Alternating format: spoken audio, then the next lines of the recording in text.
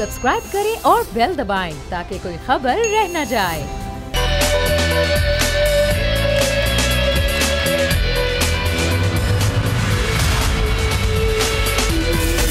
Welcome back to show. नाज़रीन, हम बात करें मियाँ साहब की तबीयत के हवाले से। ज़ाहिर है मामला अभी तक डेडलॉक का शिकार है।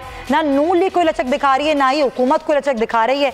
बस अल्लाह ताला मियाँ साहब को सेहत तंदुरुस्ती दे। आजिज़ धामरा पाकिस्तान पीपल्स पार्टी से में ज्वाइन कर चुके हैं, लेकिन पहले ज़रा कारी उस्मान साहब से बात कर लेते हैं।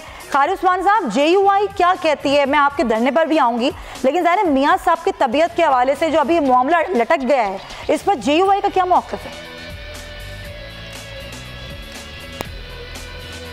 बिस्मिल्लाहिर्रहमानिर्रहीम।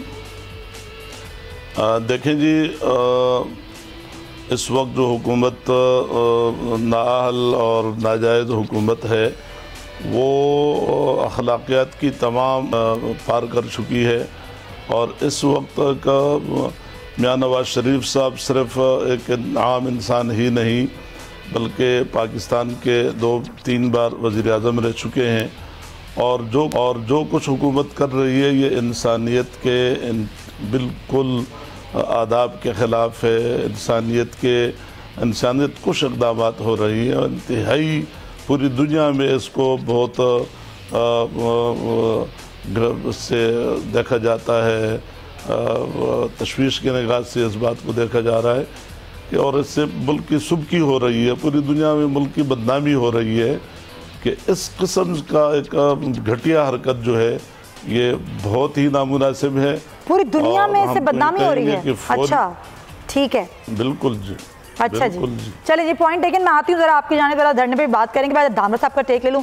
धामरा साहब, ज़ाहिर है मियाँ साहब की तरह और आज असम्बली में भी राजा परवेज़ अशरफ साहब ने इस पर बात भी की, लेकिन इस तमाम तर सूरत हाल में जरदारी साहब की सेहत है, पीपल्स पार्टी क्या समझती है? वो थोड़ा पीछे चली गई है, उस पर कोई ध्यान नहीं दे रही हुकूमत।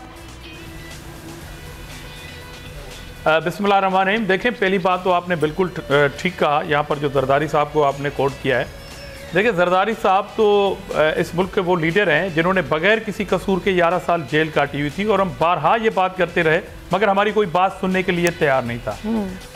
आज भी जरदारी साहब इनके कैद में है और वो अपनी बेल एप्लीकेशन को विथड्रॉ कर चुके हैं और वो कह रहे हैं कि इनको करने दो जो इनको करना है।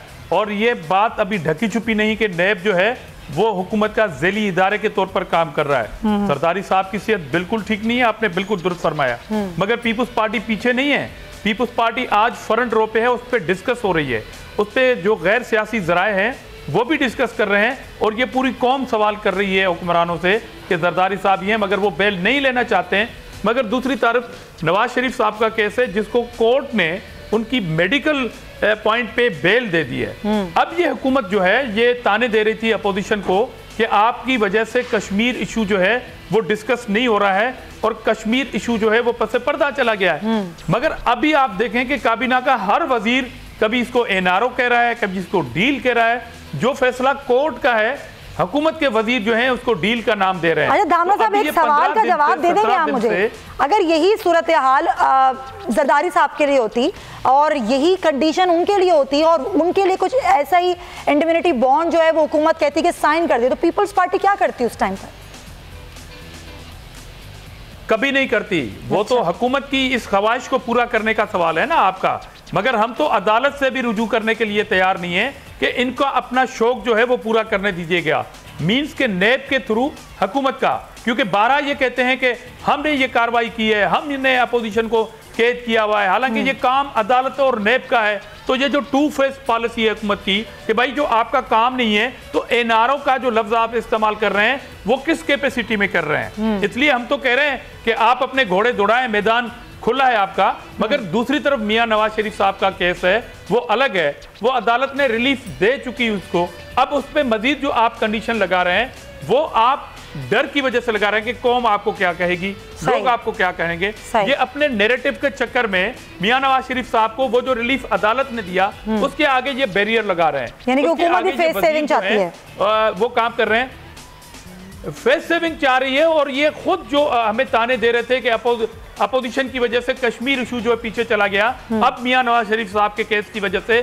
कश्मीर इशू कहां पे है? ये सारा मलबा जो है हुकूमत के ऊपर है। ये सारा सवाल हुकूमत से बन रहा है कि आपके इस अमल की वजह से कश्मीर इशू कहाँ है। ठीक, बिल्कुल सही। नवाज शरीफ साहब की हेल्थ से हुकूमत खेल रही है, उस कार्ड से हुकूमत खेल रही है, उसके सवाल का जवाब बिलाकर हुकूमत को देना है। पॉइंट है। अच्छा, वाकई पीजे मीर साहब आप भी ऐसे समझते हैं कि सवाल का जवाब हुकूमत को ही देना पड़ेगा, हुकूमत जिम्मेदार होगी? मियाँ साहब को अल्लाह सेहत दे, अगर कोई भी मसला होगा तो हुकूमत ही जिम्मेदार होगी, सवाल का जवाब भी हुकूमत ही देगी, नून लीग पर कोई जिम्मेदारी आयद नहीं होगी इस पर। सुमैया, दो चीज़ें, एक तो जरदारी साहब मैं समझता हूँ कि वो ज़्यादा बीमार हैं, उनकी जो कॉम्प्लिकेशंस है, मेडिकल कॉम्प्लिकेशंस बहुत ज़्यादा है, मुझे पता है। अब बात आती है कि आप उनको कहते हैं, वो कहते हैं मैंने बेल नहीं लेनी, ऑल राइट, चलें बेल नहीं लेनी, तो then what does he want? एक तो मैं समझता हूँ कि दोनों पॉलिटिकल पार्टीज जो हैं इसको एक पॉलिटिकल इशू बनाया है। हमने देखना है कि आसिफ अली जरदारी और नवाज शरीफ, क्या इनकी हेल्थ इंपॉर्टेंट है या एक पॉलिटिकल एजेंडा इंपॉर्टेंट है? मैं कहूँगा कि इनकी हेल्थ इंपॉर्टेंट है, दोनों की। बिल्कुल। अब आप कहते हैं कि वो जिंदगी और मौत के चौराहे पे बैठे हैं, और यार आप 10 अरब भी दे दो या 1000 अरब भी दे दो, उनकी जिंदगी अगर कुछ हो जाता है वापस तो नहीं आएगी ना। तो आप दे दें, जो कि एक लीगल एक फॉर्मेलिटी है, वो एक आम गरीब आदमी के लिए भी है। नहीं, वाकई लीगल फॉर्मेलिटी है पीजे मीर साहब, क्योंकि माहिर कानून तो ये कह रहे हैं कि ऐसा कोई आर्टिकल 15 के तहत इख्तियार नहीं है, हुकूमत नहीं मांग सकती कोई श्योरिटी बॉन्ड। देखें, ये आप मुझे बताएं कि जब आप किसी को बेल पे निकालते हैं जी। तो कोई ना कोई तो इसका रिस्पॉन्सिबल क्या होगा? लेट्स से फॉर आर्ग्यूमेंट से मियां नवाज शरीफ साहब चले जाते हैं, ये वापस नहीं आते हैं, आप किसको ठहराएंगे?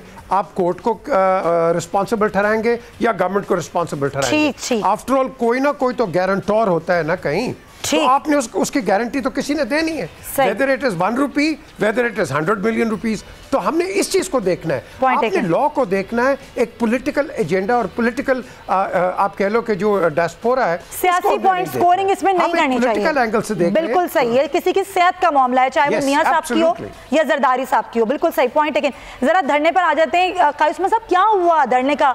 धरना वाकई लिपट गया है या फिर आप लोग आम शाहराओं पर बैठ गए? अब प्लान बी क्या है आप लोगों का?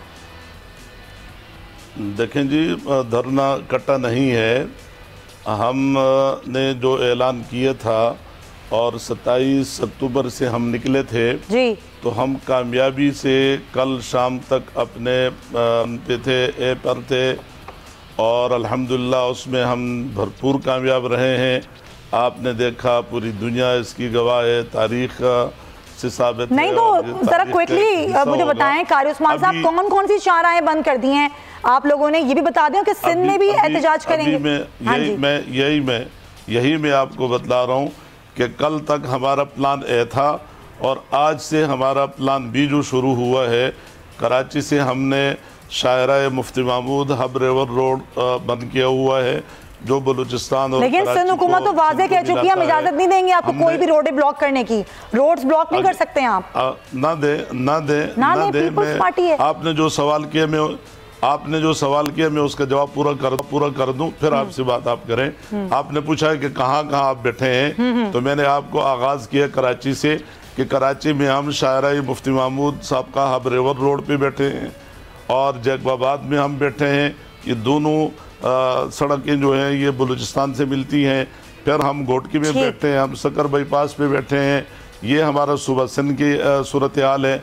और उसके साथ साथ हम चमन में बैठे हैं, हम खोजदार में बैठे हैं, हम यहाँ पिशावर में बैठे हैं, हम चकदरा के मकाम पे बैठे हैं। आपने तमाम शाहराएं ब्लॉक कर दी हैं। शाहरा रेशम का आपने जिक्र किया, कोयटा चमन शाहरा का जिक्र किया। कोयटा चमन शाहरा अफगानिस्तान से ट्रेड का आम जरिया है। शाहरा रेशम जो है वो चाइना और दीगर केपी के गिलगित से यहाँ से ट्रेड होती है। आप लोग मईशत को नुकसान पहुँचा रहे हैं, आपका भी तो हिस्सा डल गया इसमें। नहीं, हम नुकसान नहीं पहुँचा रहे हैं, हम ये सारा कुछ पहले कह चुके थे। हम जब यहाँ बैठे थे, हम आज भी, मेरी बात पूरी हो जाए, हम आज भी पुरअमन हैं। हमने तो यहाँ तक कि हमारी क़यादत ने कल ऐलान किया है कि हमारे जो रज़ाकार होंगे वो सड़कों पर अपने हाथ में वो भी नहीं लाएंगे जिससे वो अपने वर्कर को कंट्रोल करते हैं। ठीक है, पुरअमन है और पुरअमन रहेंगे। Point taken.